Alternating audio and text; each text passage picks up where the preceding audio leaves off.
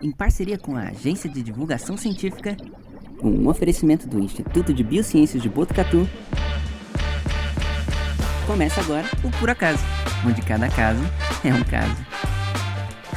Apresentado pela Gabriela Larissa, ou derramada pros íntimos. Bom dia, boa tarde, boa noite. Sejam bem-vindos a mais um episódio do podcast Por Acaso, onde cada caso é um caso. E o episódio de hoje é pra você que duvidou de que a gente não tinha roteiro, porque a gente vai falar do Homem-Formiga. E é isso, a gente não tem roteiro. De fato, a gente não tem ideia do que dizer hoje. É sobre isso. E pra falar várias coisas novas e muito pertinentes aqui comigo hoje, não tão novas assim, algumas muito antigas, tenho aqui na minha frente Vinícius de Oliveira, estudante de física médica, um homem muito interessado em física e com diversos hobbies. Bem-vindo, Vinícius. Muito obrigado por me receber aqui. Eu adoro receber os seus convites para participar aqui desse programa que eu admiro tanto. Pareceu roteirizado demais. A gente tem roteiro, viu? Fica olhando. Tá passando as letrinhas aqui, ó, fora de onde vocês estão enxergando. A gente tá tem, lendo. como é que é o nome? É prompt? Como é Isso. que é? É isso? É prompt o nome? É isso? É isso aí. Tem um prompt na câmera aqui, ó. Tô olhando. Tá bem aqui, ó, fora de onde vocês estão vendo. Brincadeira. Gente, Eu já vi. Você sabe como o prompt funciona? Não faço ideia. Alguém vai escrevendo ali, Teleprompter. né? Sim, alguém vai escrevendo e ele fica sendo projetado em um espelho na frente da câmera que fica fora de foco. Então é por isso que o âncora olha pra câmera e o texto tá na câmera, e ele tá lendo a câmera. E é por isso que ele não tá olhando pra outro lugar quando ele tá lendo. Porque a câmera tá passando na frente da câmera. Isso é muito legal, mano. A gente já começou com informações super pertinentes aqui Uau, de física, isso mano. é muito legal, mas eu já vi prompt não tão profissional que não fica na frente da É câmera. uma televisãozinha. Então era uma coisa acima da câmera e a pessoa falava olhando pra cima e era feio demais. Nos filmes os caras pegam uma cartolina grandona assim e fica segurando, tipo, passando, e aí alguém troca a ordem dos negócios e a pessoa fala errado e Meu, tá vendo? O cinema é uma baboseira, por isso que eu gosto de teatro. O No teatro... teatro não dá pra levantar o prompt pros caras na hora, não. Literalmente O teatro, dá o aplausos. Ninguém Só que é faz pra plateia, isso, o isso não prompt é pra plateia. Exato, tá vendo? Essa é de verdade, a reação não é. Riam imediatamente. Mentira, ninguém faz isso, tá? É brincadeira, Eu não gente. vi se fazer, né? Eu não participei. Beleza, prompts à parte. Aqui do meu lado eu tenho Arthur Gasparindo, estudante de biologia e ex-professor de física do cursinho Atena. Um grande entendido de física e apreciador. Seja bem-vindo, Arthur. Eu diria mais apreciador mesmo. São poucas as pessoas no planeta Terra que entendem de física. Enfim, e quem também aqui está conosco é a Gabriela Larissa. Isso. Gabriela Larissa, que é multiformada em várias coisas. Ela é bailarina, cientista, neuro, etc. Tudo que você puder imaginar aí. E ela não sabe nada sobre filme. Eu acho E que, nem sobre física. eu acho que a gente devia incorporar uma apresentação na abertura do negócio, que tem o Fábio falando lá, bem-vindos ao podcast Por Acaso com Gabriela Larissa, porque aí a gente pode parar de passar essa vergonha aqui tentando fazer apresentações dela. A gente não precisa brigar toda vez que desliga as câmeras. Sim. E é uma economia de tempo imensa. Ia ser ótimo. Ia ser boa, eu já superei, gente. Isso aí eu já superei, já aceitei. É isso aí. Quem quiser me conhecer, me segue no Instagram. @couve.d.bruxelas. É tipo couve de Bruxelas. Enfim. Só que separado por pontos em vez de espaços. Homem-Formiga, gente. Homem-Formiga. Precisamos falar sobre esse filme, né? Foi por isso que a gente veio aqui. Vamos começar lembrando a história. O que aconteceu no filme do cinema? Bom, eles chamaram um ator muito bonitão e muito da hora, que fez várias coisas legais. Você quebrou a cinema. imersão falando que chamaram um ator. Você tem que começar falando assim: a filha do Homem-Formiga O cresceu. filme do Scott Lang cresceu e trocaram a atriz dela também. Poxa, pela terceira Isso vez. me distraiu muito. Pela né? terceira Eu vez, me mano. distraí. Nossa, é outra mina total aí. Eu achei tudo. No tão Avengers não Ultimato memorável. já era uma outra atriz e era Ela tipo... apareceu no Então, Avengers. Apareceu adulta, na mesma idade que ela tá porque, agora. É porque teve o blip. E aí o Scott Lang sumiu, morreu por 7 anos, mas ela não. E aí ela tá 7 anos mais velha do que... 5 anos? Foi 5 anos. 5 anos mais velha do que ele achava que ela estaria. Joia. Então é isso aí. Trocaram a atriz, eu não percebi, mas o Bob percebeu. E aí eles mexem numa maquininha e sem querer vão parar no mundo quântico. Isso, ela fazendo aí. várias coisas de física quântica lá, tentando se comunicar com o mundo quântico. E aí, de repente, uma mulher fica muito maluca. Uma mulher que é a mãe dos caras lá. Não, a esposa do Scott Lang. Gente, só Do uma, Scott Lang, não, do Hank Pym. Tá vendo? Só uma- Eu... É muita só uma confusão. coisa. Eu fico me sentindo muito constrangido quando as pessoas ficam usando várias palavras que eu não sei o que significa. Parece que eles vão me vender uma terapia Você sabe que é uma holística. esposa? Não. O mundo quântico, a coisa quântica. Explica aí essa porra aí, Vibe. O mundo Já quântico. começou os palavrão já. Claro, o nosso episódio aqui, mano. A gente tem direito disso. Eu não, que eu sou fina, vai. O mundo quântico na Marvel é discutivelmente uma realidade paralela que as pessoas entram nela após ficarem muito pequenas. Independente de onde elas estão, né? Porque, tipo, não é uma... Independente de onde elas estão. Eu ia É. falar sobre isso. Sim, eles vão pra esse mesmo lugar que parece surpreendentemente pequeno, na real. Mas que tá disperso em todo o É, universo. mas tá em todo lugar ao mesmo tempo. Tudo em todo lugar ao mesmo tempo. E eles ficam colocando uns tardígrados lá, como se, tipo... Os water bears, aqueles bichinhos lá. Ok. Hum. Aparecem no mundo Aham. quântico. E O aí... tardígrado é um animal bastante Isso. pré-histórico. Pré-histórico? Sei lá. Não, Diga o você. o tardígrado, ele é conhecido como os ursos d'água. Eles são coisinhas muito pequenininhas, pluricelulares. Eles são vertebrados, eu acho, né? Não, invertebrados. Não, e eles têm Enfim, patinhas. eles são animais, é o que importa. Eles são animais. Animais muito resistentes. Isso, e eles são famigeradamente conhecidos por serem extremamente resistentes a coisas que eles não precisam ser extremamente resistentes. Tipo, eles conseguem sobreviver a doses altíssimas de radiação, eles conseguem passar meses no espaço, eles conseguem sobreviver dentro de um vulcão, várias coisas maneiras assim, e aí depois você vai e joga uma gotinha d'água e ele volta. E aí ele, por ser muito pequenininho, por estar junto lá, sei lá, com grande poeira, com ácaro, essas porra. Mas assim, ele não é resistente de verdade, viu? Chega um parasita, um verme, alguma coisa assim, morde ele morre. É bem assim.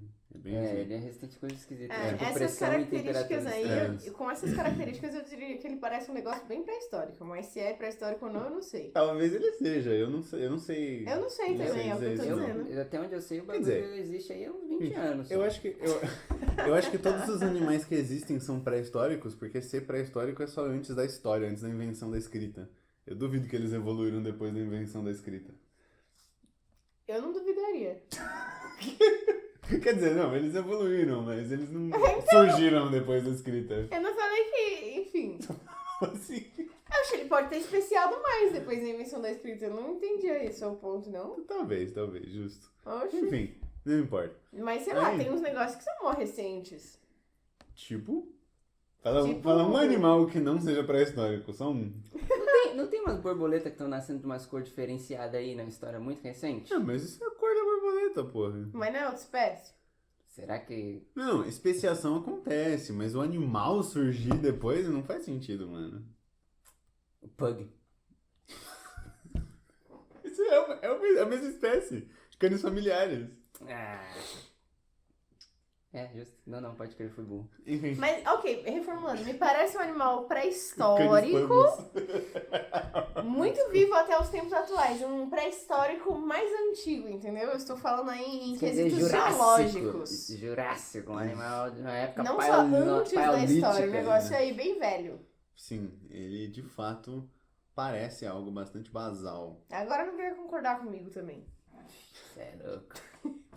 Eu só peguei a oportunidade pra explicar o que é pré-histórico. Eu achei que a gente é um podcast de ensinar coisas pras pessoas. A gente nem é um Não, podcast. nós somos um podcast de falar o que aconteceu no filme Homem-Formiga. O que aconteceu no filme Homem-Formiga. A Enfim, mulher e tava aí- lá. Isso, vai. E aí você tava explicando o negócio do reino quântico e a gente tava falando sobre como não faz sentido, porque em qualquer lugar do planeta que as pessoas encolhem, elas vão pro mesmo lugar. E é muito engraçado que eles estavam fazendo as coisas lá de enviar coisas pro reino quântico e aí dá uma coisa errada na máquina e eles são enviados pro reino quântico, enfim. E aí eles estavam a metros de distância um do outro, mas quando você é menor que um átomo, Uhum. metros de distância é uma distância inconcebível. Essa a foi a gente nem explicação? sabe qual menor que um átomo. Porque eles na são. minha, eu achava que eles tinham sido encolhidos e puxados pra dentro da máquina, porque a máquina funcionava como um portal pro reino quântico. E eu não vi ninguém sendo sugado pra nada, não. Eles velho. Eu sempre vi. seguram nos móveis Ah, lá, não, é mano. verdade, Os é móveis verdade, são é puxados verdade. juntos. É puxado o bagulho das formigas lá. Tá ligado? O insetário, Não, pode o crer, formigário. eles são- Tem essa fita Eles que as levam formigas chupão. foram também, mó legal, Nossa, né? não, Eu esse esqueci, eu foi legal pra esqueci. caramba. Aham. É, o Deus ex-formiga. É. Enfim, aí isso aconteceu e eles estão lá no reino quântico. Agora, que estamos nessa parte do filme, você deve se preparar para os próximos 40 minutos mais interessantes da sua vida. Pois o filme ele decidiu que a maior fonte de tensão dele será que uma personagem sabe de algo e se recusa a contar. E o filme poderia ter sido muito mais curto se a mulher só dissesse o que tanto que tá incomodando ela. Uhum. Mas ela não conta. E aí, ao invés de eles pensarem, ai meu Deus, eu quero saber, você só fica tipo, nossa, que filme chato, parece que não tem uma história pra contar. Nossa, sim. E isso é engraçado porque tem muito filme que faz isso. Alguns fazem isso bem. Tipo, você contextualizar que a pessoa tá com PTSD e ela não tá não falando porque ela não quer falar. Mas nesse filme parecia que ela não tava falando porque ela não quer, sem motivo nenhum. Com certeza. Terrível, terrível, terrível. Enfim, Porque, e essa é a premissa do filme. Eu acho que não é cabível ver o final do filme. como que é PTSD em português? É estresse pós-traumático. Então, SPD?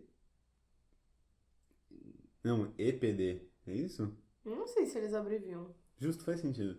É que em inglês eles costumam abreviar e eu pensei que poderia ser É abreviado. porque em inglês é português também. uma língua feia do caramba, né? Tem que abreviar pra não ter que falar as palavras. Aqui no Brasil a gente fala estresse pós-traumático. Transtorno do estresse pós-traumático. Enfim, Transtorno, é isso aí. essa foi a palavra que me faltou. Vai, É isso aí, é isso aí. Análise. É isso aí. O filme é uma bosta. Eu adorei. Me diverti cada segundo daquele filme. Ah, Que foi? eu ia falar, eu me diverti também, achei legal lá quando tava vendo, aí eu esqueci tudo depois de uma semana, o que significa que foi um mau filme. Não, eu lembro de bastante coisa, mas de fato foi um mau filme. Tudo nele foi muito mal aproveitado. Mas eu acho que faz parte da forma como eles escolheram contar as histórias do Homem-Formiga. E tipo, Como eles escolheram contar as histórias do Homem-Formiga? com esse foco no quântico aí, nessas coisas, uma coisa que ninguém entende e que é a coisa mais ficção científica não guiada por nada na ciência de verdade que tem na Marvel. Ah, mano, Porque- isso aí é só um contexto. Eles podiam ter feito isso e metido um Evil Dead 3 lá. Ele chegava e é só exatamente o planeta Terra normal, só que na era medieval. E resolver vários problemas, várias aventuras legais. Pois é, isso ia ser da hora. Mas não. Ou eles podiam só ter ido, sei lá, pra um mundo microscópico Sim, normal, eles dentro da podiam realidade. ter encolhido e ficado presos no mundo quântico e pronto, para de falar de quântica, vocês estão no mundo medieval vivendo aventura. Podia ter sido assim, Pois mas é. não ficou, tudo era, porque a quântica, não, porque a relatividade de não sei o que, blá, e ficam tentando jogar um monte de palavra que não faz sentido. Nossa, eu ficava pensando, em qualquer momento ia sair alguém de trás de uma poltrona do cinema lá e tentar me vender uma sessão de terapia holística, sei lá. Pois é. Não, eu também acho que eles forçam a barra nesse bagulho de quântico. Eles forçam a barra no bagulho de ciência, que eu gosto muito, mas eles se atrapalham um pouco, né? Se explicam demais e aí... Mas em outros filmes da Marvel, eles fazem isso bem, de tipo, Que outro filme? trazer coisa da ciência, coisa de ciência, não de quântica, de ciência, e falar, tipo, coisas da hora, coisas interessantes, tipo o bagulho da viagem no tempo no Avengers Ultimato. É, que o cara descobriu por acidente, mano. Sim, ele, não, o Homem... Quer dizer, o Homem de Ferro descobriu brincando, né? o Homem de Ferro parou e falou assim, não, vou descobrir viagem no tempo, e aí uma E hora aí depois ele fez um café e descobriu. É isso aí, da hora pra caralho. Tem todo o negócio lá que eles mostram uma faixa de Mobius e uns bagulhos assim. E tem o negócio de como viagem no tempo funciona. Eu achei extremamente. Não, mano, aquilo ali tá muito acima de todas as histórias que contam coisas de viagem no tempo. Nossa, todas. Não, todas não, de muitas, vai. De muitas. Muitas, porque- Isso eu consigo. Porque existe o filme Primer, que é o melhor filme de viagem no tempo. Nunca vi. Tem o Projeto Precisa Almanac, ver. que é um muito bom filme de viagem no tempo. O filme do Primer, eu nem conheço esse daí, mas o filme do Primer humilha Tem qualquer o filme de viagem no Predestinado, tempo. que é bem doidão. Mas Como é o aquele filme Predestinado? É ruim de viagem O no tempo. Predestinado? Vários Atenção, paradoxos. vou falar spoilers. Hum. É assim. Tem lá uma pessoa, Pessoa. e ela tá lá, é uma pessoa. Eu consigo me relacionar já. de E essa cara. pessoa, ela tem algumas características de hermafroditismo. Uhum. Então ela percebe lá que ela tem um Ah. desempenho em esportes diferenciado, umas coisas diferenciadas e tal.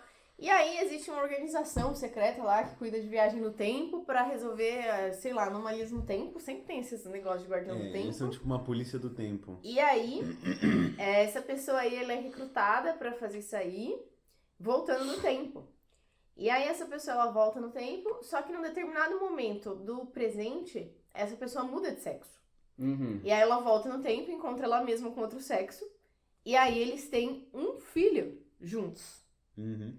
E aí, no futuro, essa mesma pessoa tá tentando lidar com uma ameaça de um terrorista que vai fazer um bagulho lá bem doido, e esse terrorista também é essa pessoa. Uhum. Pois porta-maletas do tempo. Só que por algum motivo é outro ator e é o pai da... Não, é o mesmo ator. É o mesmo ator, É que não mostra, é que não mostram a cara dele antes. É tipo, é que tem o ator depois da reconstrução facial e antes da reconstrução facial, que é quando ele explode na bomba. Tem a bomba lá, que é o terrorista que tá explodindo bombas nos lugares. E aí, esse policial, ele vai lá e chega e fala, haha, parado aí. E aí o negócio explode na cara dele. E aí ele faz assim, e fica desfigurado. E aí eles fazem uma cirurgia e ele fica diferente. Aí esse cara volta no tempo É verdade. pra shippar ele com ele mesmo, pra nascer ele. Porque tem essa fita aí que esse pessoal da polícia do tempo, eles não podem ser pessoas que existem no tempo, eles têm que ser fruto de alguma anomalia temporal, né? Não tem uma fita assim? Ou eu não lembro se todos são assim, ou se ele especificamente foi feito pra ser o melhor agente e por isso que ele é fruto de uma anomalia temporal. Alguma coisa assim. Enfim, a esse gente não tá é afundando um muito nesse filme filme. que eu particularmente gosto, mas é um filme sobre viagem no tempo que na média as pessoas falam, nossa, uau, não tava esperando. Mas agora todo mundo vai estar esperando, porque a gente já contou. De fato. Porque você já contou de fato. Mas o filme não é bom, a gente tá te salvando. A única coisa boa nele é a revelação no final. E eu a acho que gente uma já revelação fez. no final não vale 2 horas do seu tempo, não. Acho que um bom filme de viagem no tempo como chama? Efeito borboleta, cara. Ai, é muito bom. Não, esse é legalzinho. legal, mas Eu ele não, não gosto, é bom. eu não gosto do tom dele. Ele É é todo 2010 emo. Mas, mano, não, é que tipo, eu tô pensando assim, filmes de viagem no tempo, geralmente eles inventam umas regras e coisas que não fazem o menor sentido. Tem um filme que é com o Bruce Willis e com o... Isso, esse filme aí tem esse negócio e é tipo, os caras vão lá e são policiais no tempo, a mesma coisa, e tem uma organização que os caras viajam no tempo, e aí no final você tem que ir e matar alguém, e aí você, pra entrar na organização, e essa pessoa que você tá matando é você no futuro quando tá se aposentando. Alguma coisa assim. E aí tem Legal. E aí tem um cara que foge, só que, tipo, ele foge porque ele não quer ser morto, e ele consegue fugir. Só que os caras estão com a versão do passado dele. E aí eles pegam e começam a torturar ele pra o outro não conseguir escapar. Faz coisa, tipo, cortar as pernas dele. Só que, tipo, o cara tá dirigindo um carro lá de fuga, tá em fuga, e do nada as pernas dele somem e ele bate o carro. Tipo, não faz sentido. Só não faz nenhum sentido. Pois é. Exato. Esse é um problema dos filmes que tem viagem no tempo, porque eles mudam as coisas na pessoa, mas não muda todo o contexto das coisas que ela passou e o que levou ela até ali. Como que Então, o cara se ele sem não pernas tivesse entrar no pernas, carro? Em oposição ao projeto não, ao efeito borboleta, né? em oposição a Vingadores Ultimato, que cria linhas do tempo Vingadores paralelas Ultimato, pra lidar com esse eu acho problema. muito mais inteligente. Cara, É uma coisa que Uma coisa que eu percebi é que a forma que eles tratam o Viagem no Tempo no Avengers Ultimato é igualzinho no Dragon Ball Z. Que é esse negócio de que as alterações criam Não, pode linhas crer. do tempo Sim, diferentes. Sim. No último torneio lá no Super, isso acontece. No Super, no Z mesmo, o negócio do céu, que o Trunks do futuro de volta fato. pra avisar pra eles que os androides vão causar o negócio. sim, E aí ele descobre nessa viagem que a viagem no tempo funciona assim e que ele não tá salvando a linha do tempo dele fazendo isso. Ele foi com a intenção de salvar a linha do tempo dele e descobriu que o negócio dele é diferente.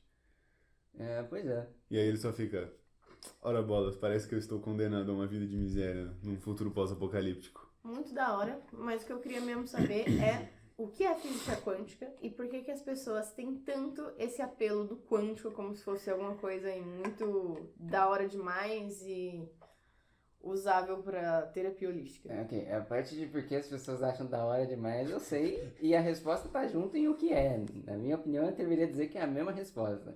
Mas agora a outra parte de por que isso tem alguma coisa a ver com terapia, quer dizer, por que alguém algum dia achou que tem, isso aí eu não consigo. Essa eu consigo responder, mas responde a Vai. sua primeira. Uau, Então tá, física quântica. Acho que para entender primeiro o que é física quântica, a gente precisa entender o que é uma outra coisa, que é física. Física é um lance de que a gente tenta explicar como são as coisas no universo e geralmente através de números.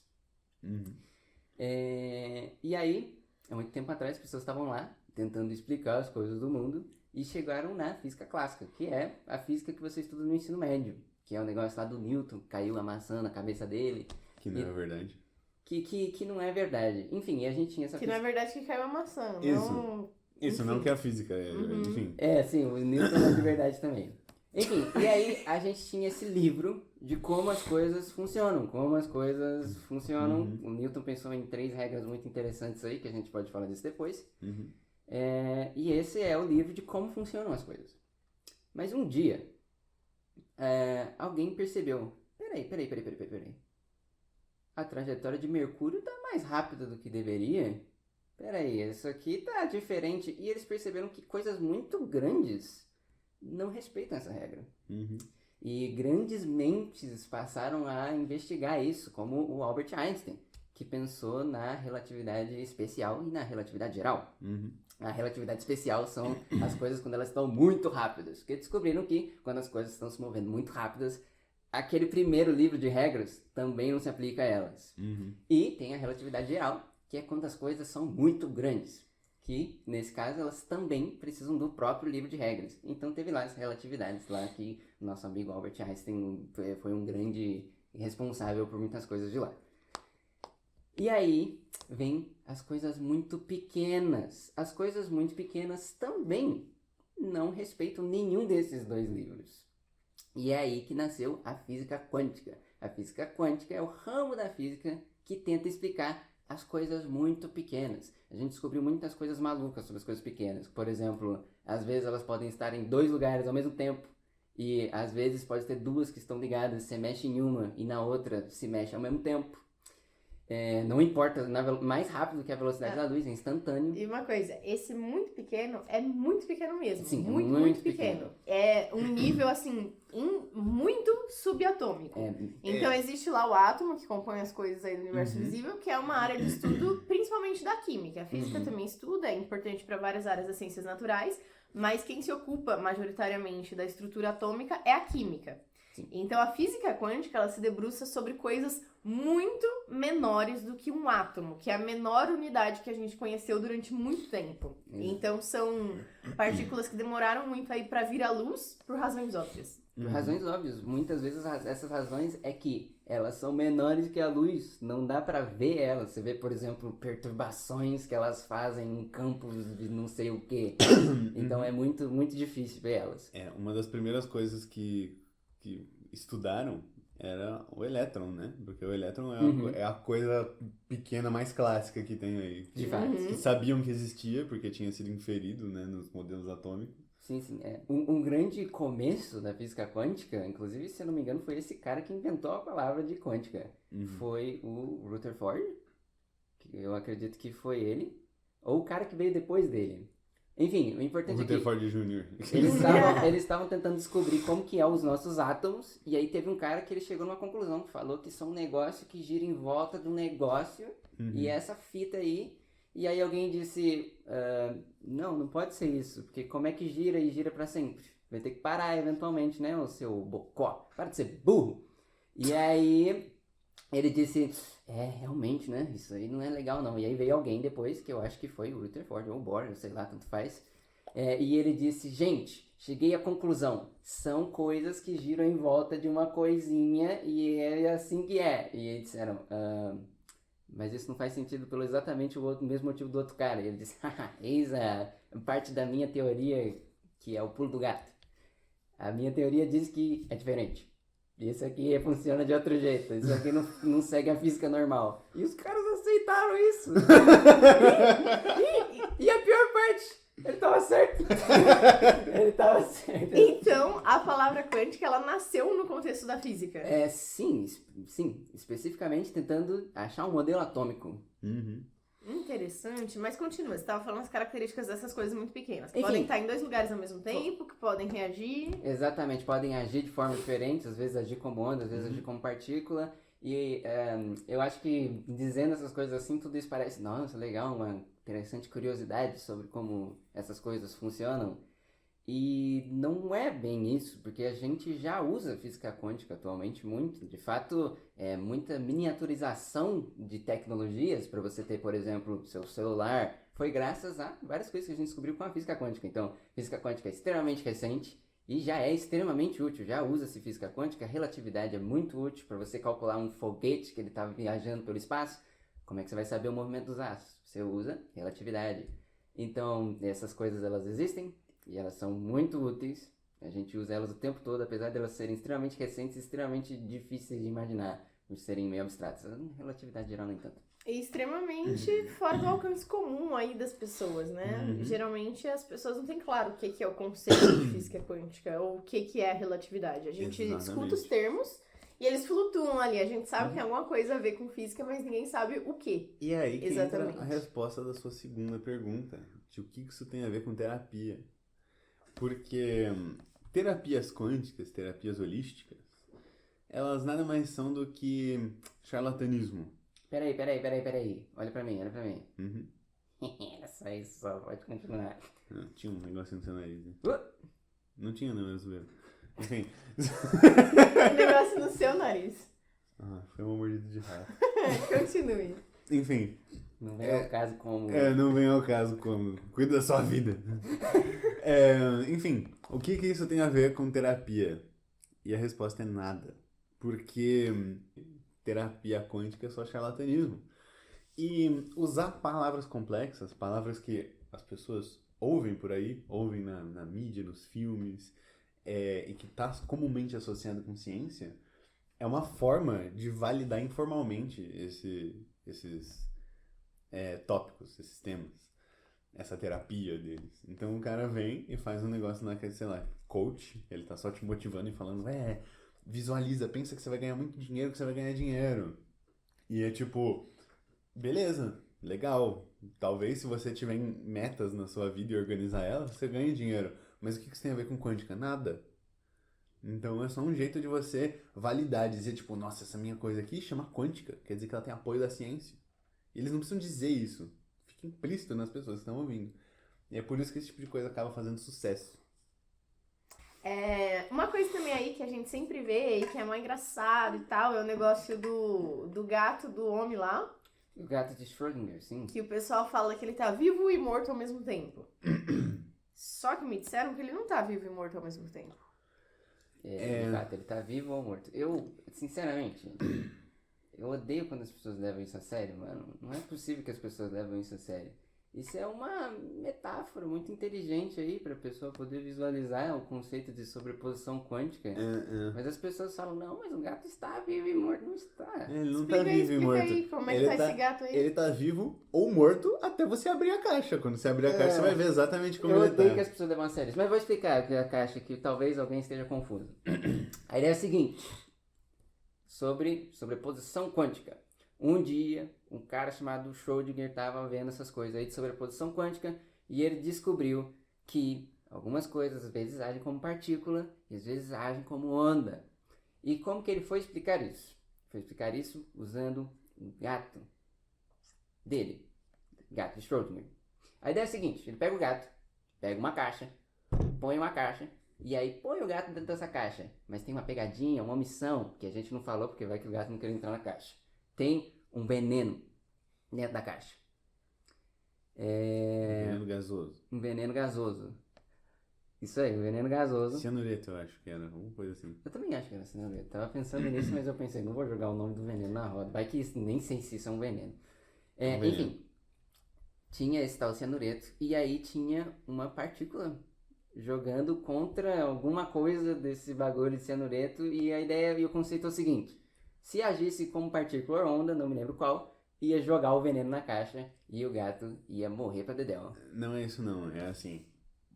Tem um negócio emitindo radiação, Isso. Tem um decaimento radioativo. Isso. Então, era basicamente, tipo, ele emitia ali partículas e tinha o frasco, e essas partículas poderiam ativar um mecanismo que abriria esse frasco. Isso, é E isso aí. quando abrisse esse frasco, o gato morreria. Isso. Mas você não tem como dizer com certeza em que momento isso acontece, porque Isso. tá vindo a partir do decaimento radioativo de um átomo. Exatamente. Que é a única coisa verdadeiramente aleatória aí que tem, ou mais próximo disso.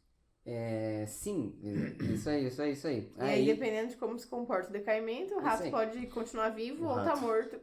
O gato Isso. pode continuar vivo ou tá morto quando você abrir a caixa. Exatamente, e não tem como a gente saber até a gente verificar isso.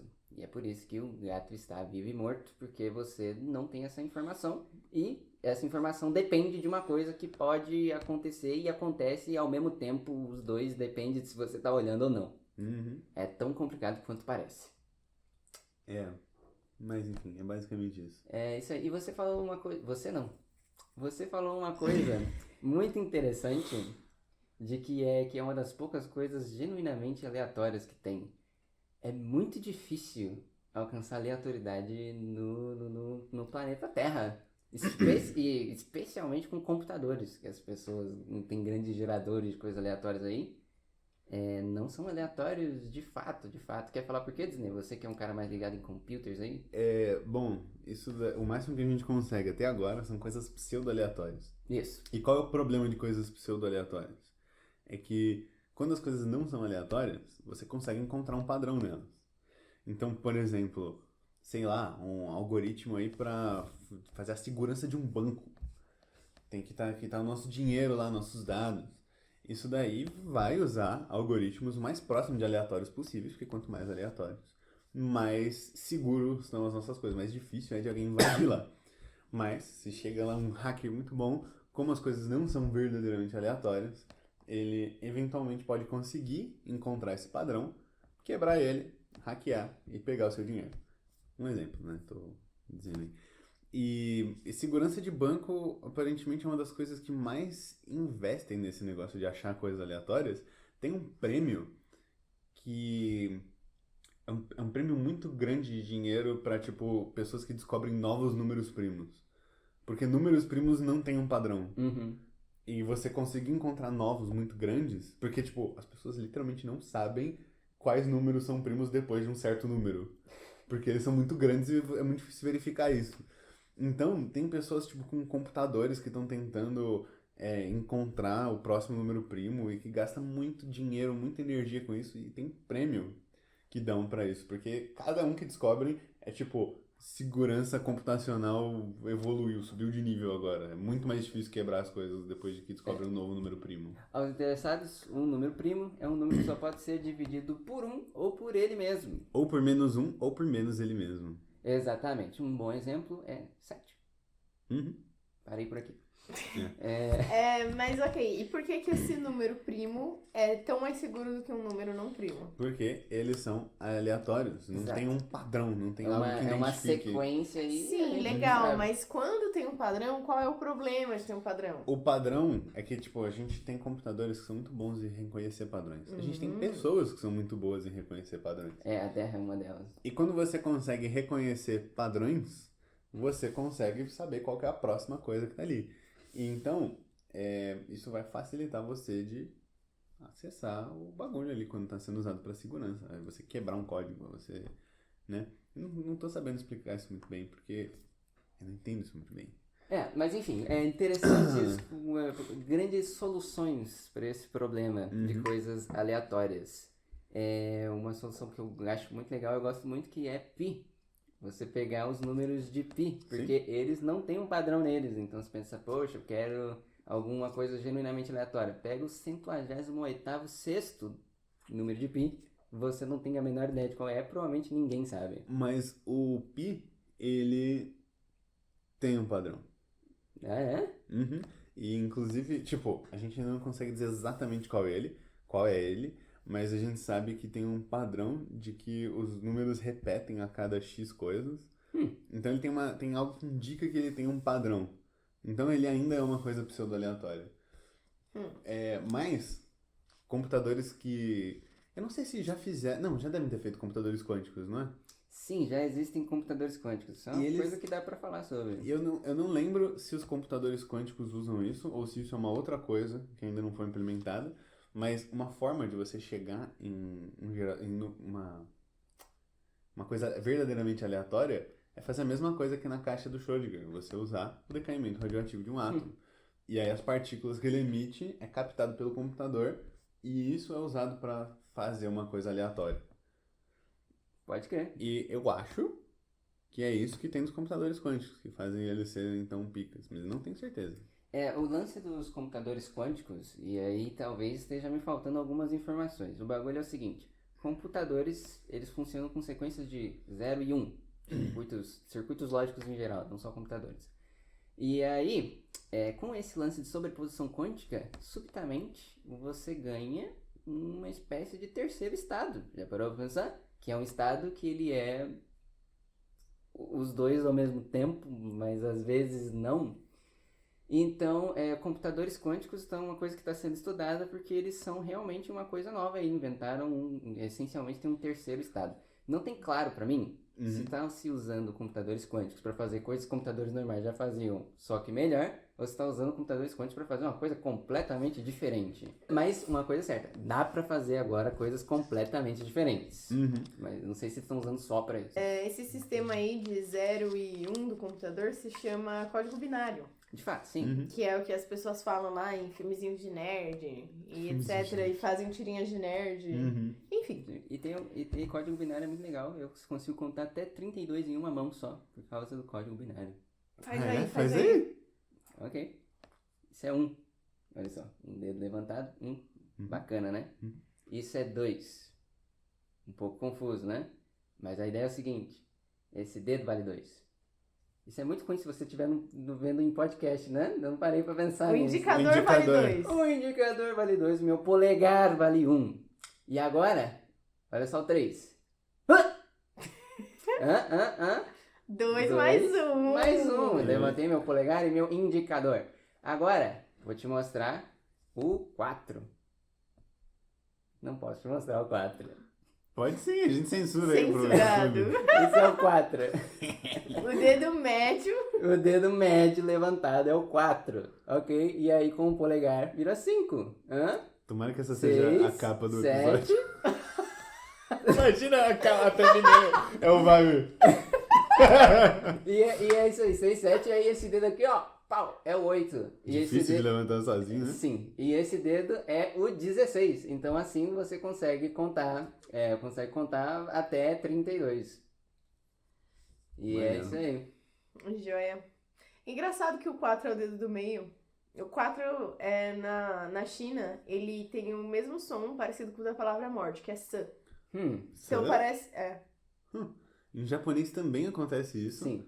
E é shi, que é morte em japonês. Ok. Quase como se fosse duas Ichini línguas son diferentes. shi. Fascinante, né? Não, sim, mas é que é uma coincidência. Quer dizer, elas têm origem na mesma coisa. Mas tem origem na mesma coisa e os sons são diferentes. Eu achava que também era shi. Não, é san. Uau. E san é morte? Uhum. Uau, incrível. Contei até o número aqui. Boa. Joia. A gente faz um corte do podcast mudo com uma música acelerando assim. E a gente coloca a legendinha. Aquela. Aprendendo o código binário em 30 segundos. A gente coloca o Gostou? in the Hall of the Mountain King. Tan, tan, tan, tan, tan, tan, tan, tan, Enfim. tan, tan, aqueles- Melhor, a gente coloca esse negócio na versão do livinho, que é a Mulher Kama Sutra. Minha consulta é legal. A Meu, gente tem que fica pagar aí. royalties, calma aí. Opa, mas fica aí a recomendação de música aí, misturando um clássico com uma cultura popular relevantíssima. Revelantíssima.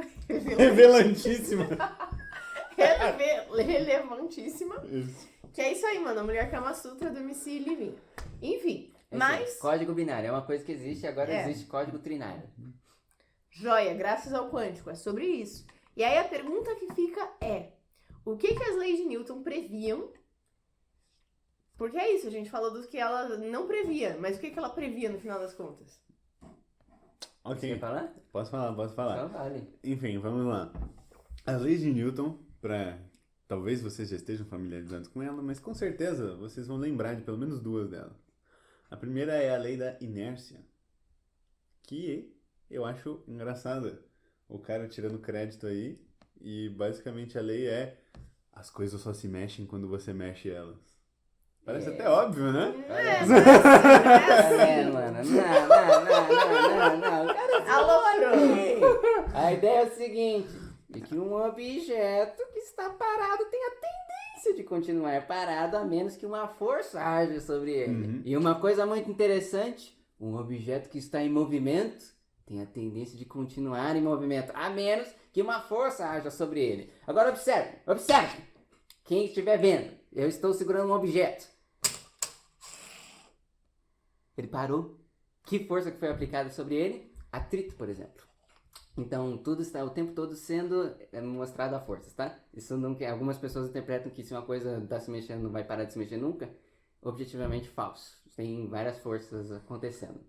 Você precisaria estar num vácuo perfeito para não ter resistência do ar, não ter atrito com o ar, para você conseguir fazer movimento perpétuo. Exatamente.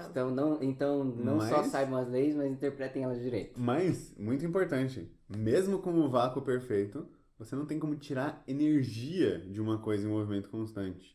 Porque eu sei que isso é uma pseudociência na física, gente, que a gente normalmente não ouve falar. A gente ouve mais de coisas da saúde, ou de coisas que afetam as pessoas diretamente. Mas essa pseudociência é as máquinas de movimento perpétuo. É como você... são os glitches de energia infinita. Então é tipo coisas como, por exemplo, fazer um moinho que a água vai caindo e a própria água que tá caindo vem e cai em cima do moinho e aí isso fica girando o moinho infinitamente. Tem algumas coisas que as pessoas fazem na internet, então, tipo, colocar 4 regadores de jardim formando um quadrado e aí elas criam um vácuo, tipo, por exemplo, puxando com a boca pra água cair pra fora. Só que ela vai cair pra fora no outro regador, que também tá com vácuo, que cai pro próximo regador, que até voltar pro inicial.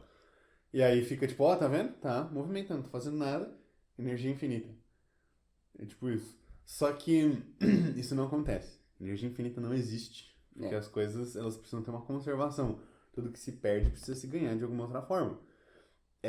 Então, por exemplo, como que isso geraria energia? Eu acho que isso é importante, que a maioria das pessoas talvez nem tenha isso claro na cabeça delas. Como, por exemplo, uma hidrelétrica gera energia.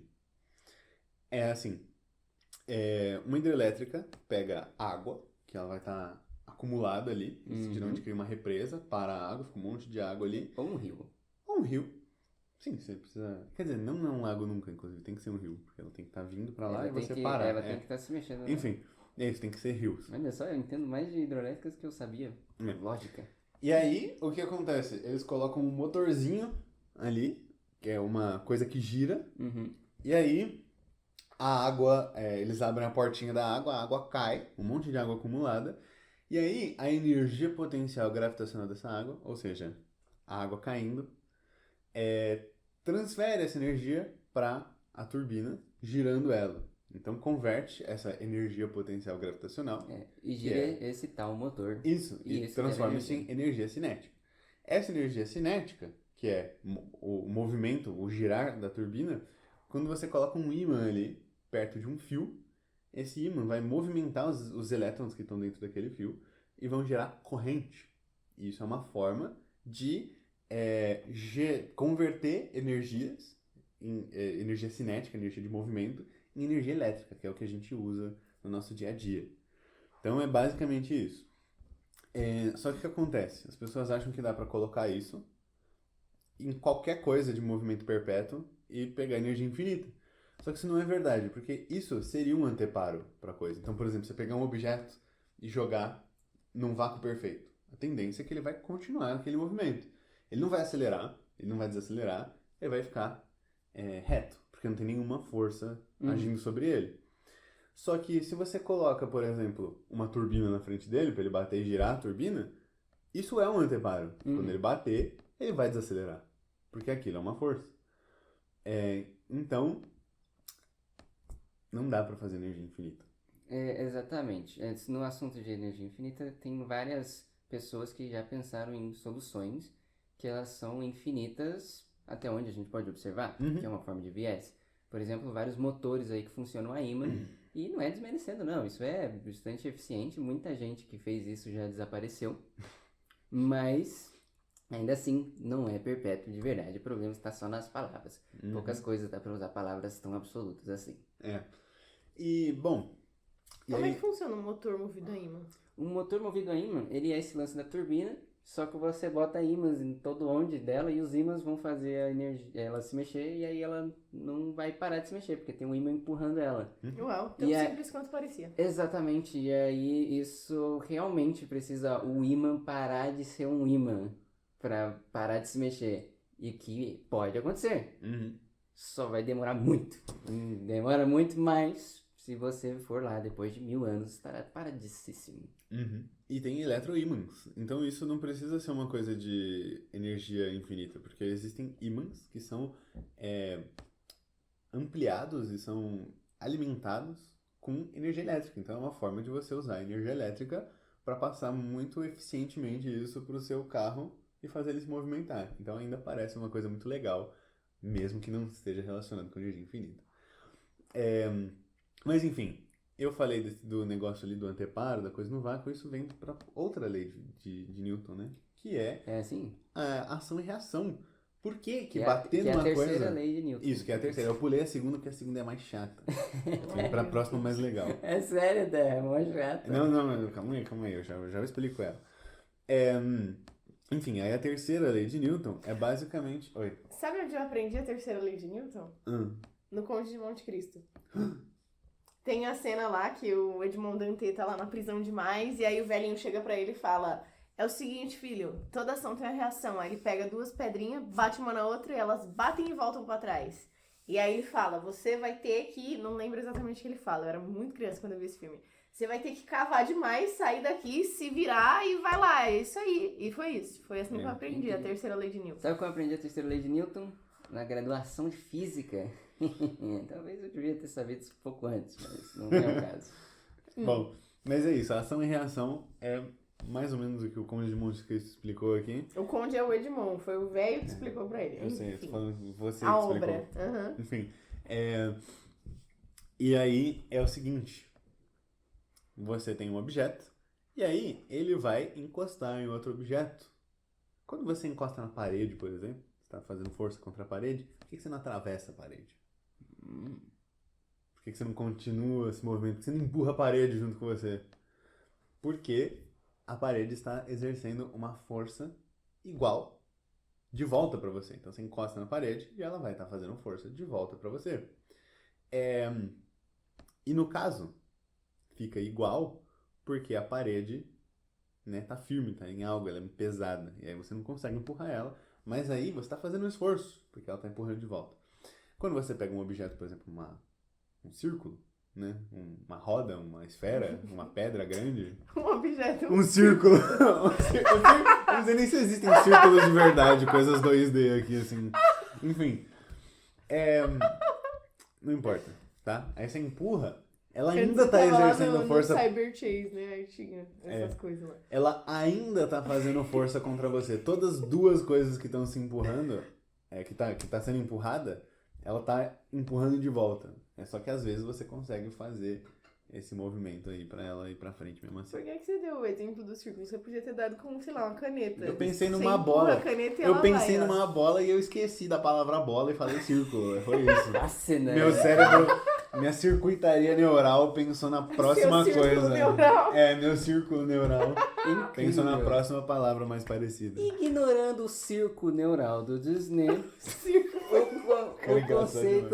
o conceito é precisamente esse, e é exatamente por isso que a gente não atravessa o chão, porque já parou pra pensar, se você estivesse fazendo uma força contra o chão e nenhuma força estivesse sendo exercida contra você, pela primeira lei de Newton dá pra deduzir que você ia continuar em movimento ou no mínimo ia começar a desacelerar. E é isso aí. E a segunda lei de Newton, Disney? Essa é boa. A segunda lei de Newton me corrija se eu estiver errado, hein? Eu tô de olho. Mas a segunda lei de Newton, na minha concepção, é a definição de força. O que é uma força? Eu também... Força é igual a massa de um objeto vezes a aceleração dele. Então, como eu tinha dito, no objeto que está lá no vácuo perfeito sendo empurrado, ele não está exercendo nenhuma força. Porque ele tem a massa, mas ele não tem a aceleração. Ele está em velocidade constante. Então, massa, qualquer uma que seja, vezes zero, vai dar zero força. Certo? E é por isso que ele não consegue rodar a tal da turbina, que imaginária lá do movimento perpétuo que eu falei. Porque ele não está exercendo força. Para exercer uma força, você precisa estar mudando a sua velocidade. Você precisa estar aumentando a sua velocidade. Ou que é diminuindo. Pois é, a aceleração negativa. E aí você tem força negativa? Isso aí, você não tá batendo na coisa, né? Você tá, se tipo, afastando- puxando ela. Tá se afastando. Isso, você tá Você segura, você puxa, isso é força negativa. Ainda parece força, parece que eu tô só acelerando nessa direção. É que é negativo, é que não dá pra você ter uma aceleração negativa nesse contexto. Não né? dá pra você ter uma velocidade negativa, porque a aceleração é a Não, diferença você pode de ter uma velocidade. velocidade negativa. É só Não. estar contra o Não. referencial. Não, Não, sim. Ah, tá, contra o referencial. Mas é assim que define o negativo. Então, por Sim, exemplo, sim. na terceira lei de Newton, que é ação e reação, é uma força de mesmo sentido e direção oposta. Exatamente. Certo? Que aí seria uma força aqui positiva e uma negativa, as duas se anulam e não move a parede. É isso. A definição de força, ela tem que estar com aceleração em módulo. Isso. Porque você está pensando na força como, tipo, o valor da força, quão forte ela está fazendo. Então, se eu estiver puxando uma coisa, pelo referencial, se a gente pensa que o referencial é reto aqui, sentido, direção é esse, e eu estou puxando ela, aí tecnicamente seria uma força negativa, porque eu estou acelerando para o lado oposto. Mas ainda é uma força. A força não ficou menos forte. Ela só... Módulo. Isso que eu ia dizer, módulo. Módulo, Pode dizer. direção e sentido. Módulo é uma coisa muito legal, porque eu sei muito bem o que é módulo, mas eu não saberia definir numa frase bonita, não, pra uma pessoa que Eu não não sei, sabe o que é eu não módulo. sei Eu se é só uma- ia dizer que módulo é quando uma coisa não pode ser negativa. Tipo, ela vai de negativa, você bota um Não. colchetezinho Isso- reto e ela se torna positiva. Isso é o uso prático do módulo. Sim, A definição de módulo, eu E acho por que isso não muito falou mais desde o legal. começo, se você já tinha ela? Não, é que eu aí, não ó. tenho uma definição clara. Eu sei o que é e eu vou tentar explicar, vai, mas aí eu vai. pensei, talvez seja essa a definição feia que o Vabi pensou. Mas Vai. enfim, a definição de módulo é basicamente a distância de um ponto no plano cartesiano até a origem dele. Não, isso aí foi... É, Olha só, isso fez mais sentido. Essa é a definição de verdade dele. olha só, que Aham. engenhoso. Quem pensou nisso?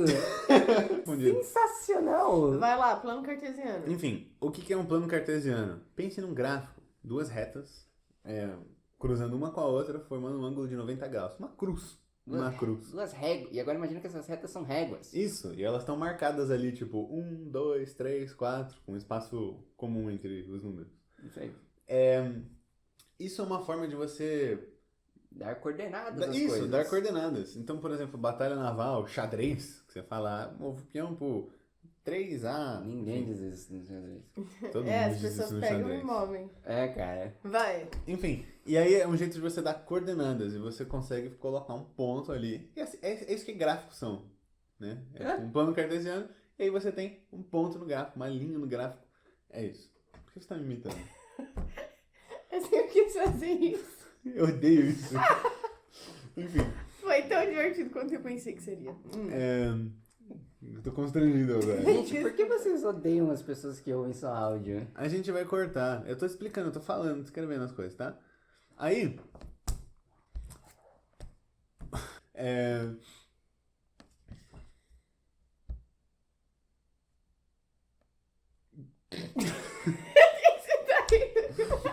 tá bom, vai, gente. Gente, vamos parar de excluir as pessoas só do áudio aí?